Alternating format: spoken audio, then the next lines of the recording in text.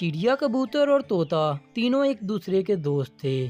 कालू कौवा किसी को भी अपना दोस्त नहीं समझता था। वो खुद को बहुत ताकतवर और बड़ा समझता था। कवे, मुझे चिड़िया ने भेजा है, तुम भी हमारे साथ आ जाओ, हम कुछ खाने के लिए लेने चलते हैं। जाके चिड़िया को बता देना, कालू कौवा तुमसे बड़ा है और ताकतवर भी, इसलिए मुझे तुम्हारी जरूरत नहीं है। मैं अकेला ही दाने लेने चला जाऊंगा। तोता चुप करके वहाँ से चला जाता है। टूनी चिड़िया, वो कौवा बहुत बुरा है, मैं तुम्हें पहले ही कह रहा था, वो हमारे साथ नहीं आएगा। नहीं जाएगा तो क्या हुआ, हम अकेले ही चले जाते हैं। चिड़िया, कबूतर और तोता तीनों खाना ढूंढने के लिए चले जाते हैं। कबूतर को एक फल मिल जाता है, लेकिन वहाँ पर कालू कौवा आ जाता है। चल चल भाग यहाँ से, ये मीठा फल मेरा है। ऐसा न बोलो दोस्त, हम यहाँ पहले आए थे, ये मीठा फल मैंने पहले देखा है। मार मार कर सर फोड़ दूंगा, आया मेरा दोस्त बनने। कौवा वो मीठा फल लेकर चला जाता है। कबूतर रोता हुआ चिड़िया के पास आ जाता है। वो ले गया, मेरा मीठा फल वो ले गया, कालू कौवा। या चुप कर जाओ, लो तुम ये दाना ले लो, हम सब शाम को कौवे के पास जाएंगे और कौवे से बात करेंगे। कबूतर दाना ले लेता है। फिर वो तीनों दोस्त कालू कौवे के पास जाते हैं। कालू कौवा आराम से वो मीठा फल खा रहा था। चिड़िया कौवे से कहने लगती है, कौवे, कोई भी पक्षी इस जंगल में अकेला नहीं रह सकता, एक ना एक दिन तुम्हें हमारी जरूरत जरूर पड़ेगी, इसलिए तुम हर किसी से लड़ाई मत किया करो। मुझे तुम्हारी जरूरत नहीं पड़ेगी, तुम छोटे और कमजोर परिंदे हो, मैं बड़ा और ताकतवर परिंदा हूँ, चले जाओ यहाँ से। कभी कभी इतनी बड़ी बातें ले डूबती हैं। कालू कवे, जाते हो या एक लगाऊं? ये नहीं सुधरेगा। फिर वो तीनों अपने घर आ जाते हैं। दिन गुजरते गए, जंगल में सूखे का मौसम आ जाता है। फिर चिड़िया, कबूतर और तोता उस जंगल को छोड़कर किसी दूसरे जंगल में जाने का फैसला करते हैं। वो तीनों शाम होने से पहले पहले दूसरे जंगल चले जाते हैं। फिर चिड़िया कहने लगती है, कबूतर भैया, आप सबके लिए दाना ढूंढ लो, तब तक मैं और तोता हमारे लिए एक घर बना लेते हैं। कबूतर कुछ खाने के लिए लेने चला जाता है। तोता लकड़ियाँ इकट्ठी करने लगता है और चिड़िया उन लकड़ियों से घर बनाने लगती है। रात होने से पहले पहले घर बन जाता है और कबूतर भी कुछ खाने के लिए ले आया था। वो सब पेट भरकर खाना खाते हैं। फिर चिड़िया कहने लगती है, दोस्तों, हम सब ने मिलकर काम किया, यही वजह है कि हम खुश हैं। हम अनजान जंगल में भी एक दूसरे की ऐसे ही मदद करते रहेंगे। 2 दिन बाद उस जंगल में बहुत तेज बारिश आ जाती है। बहुत गहरे बादल छा जाते हैं। कौवा अपने घोंसले में बैठकर थर थर कांपने लगता है। कौवे को उसकी सजा मिल चुकी थी। एक खूबसूरत से जंगल में एक चिड़िया रहा करती थी। उसके साथ एक तोता और एक कबूतर रहा करते थे। तीनों बहुत अच्छे दोस्त थे। तभी चिड़िया कबूतर और तोते से कहने लगती है, हम सबको अब एक साथ रहना चाहिए, क्योंकि चील और कौवा कभी भी हम पर हमला कर सकते हैं।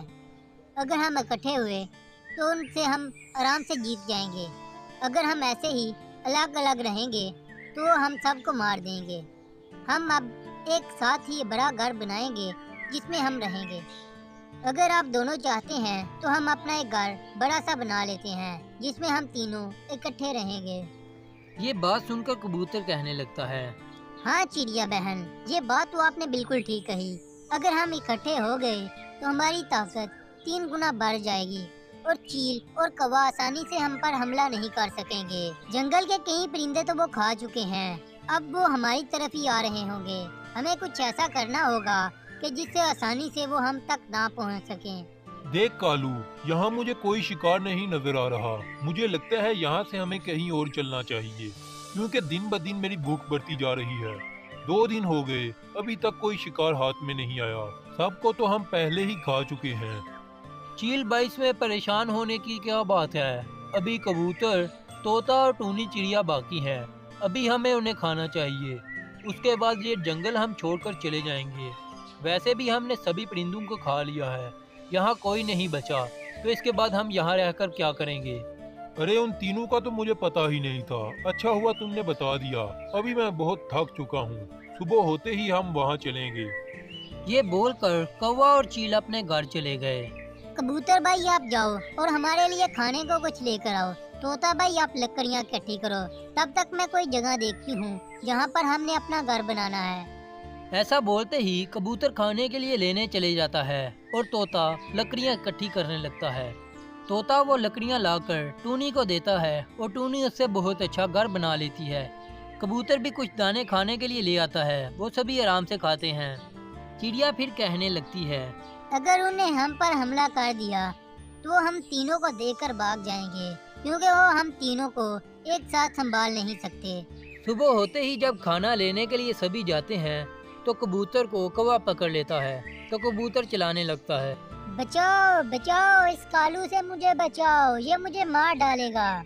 ये बात सुनकर कालू कहने लगता है, यहाँ पर तुम्हें कौन बचाएगा? सब परिंदों को तो हमने खा लिया, बस अब तुम तोता और चिड़िया बचे हो। ये बात सुनकर कबूतर कहने लगता है, अगर तुम और चील एक साथ हो सकते हो तो हम तीनों भी एक साथ हो सकते हैं। हम तीनों अब एक साथ ही रहते हैं। तोता भी आता ही होगा, वो पास के दरख्त पर कुछ खाने की तलाश कर रहा है। ये बात सुनकर कालू कौवा वहाँ से चला जाता है और तोता वहाँ पर आकर कहने लगता है, क्या हुआ कबूतर भाई, तुम ऐसे चिल्ला क्यों रहे थे?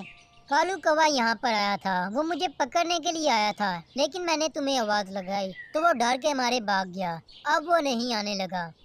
ये बात कालू कौवा चील को बताता है। चिड़िया, कबूतर और तोता तीनों एक साथ रहते हैं। मैं कबूतर को पकड़ ही चुका था, लेकिन उसने आवाज लगानी शुरू कर दी, तभी तोता वहाँ पर आ गया। मैं डर के मारे वहाँ से भाग कर आ गया। ये बात सुनकर चील कहने लगता है, कबूतर और तोता दोनों बहुत ताकतवर हैं और चिड़िया बहुत ज़हीन है। हम उनका मुकाबला नहीं कर सकते। हमें यहाँ से कहीं और चले जाना चाहिए। अगर हम यहाँ रहे तो भूख के मारे ही मर जाएंगे। ये बोलकर कालू कौवा और चील वहाँ से चले जाते हैं। चिड़िया, कबूतर और तोता बहुत खुश रहने लगते हैं। इस तरह इन तीनों ने इकट्ठे होकर अपनी ताकत को बढ़ाया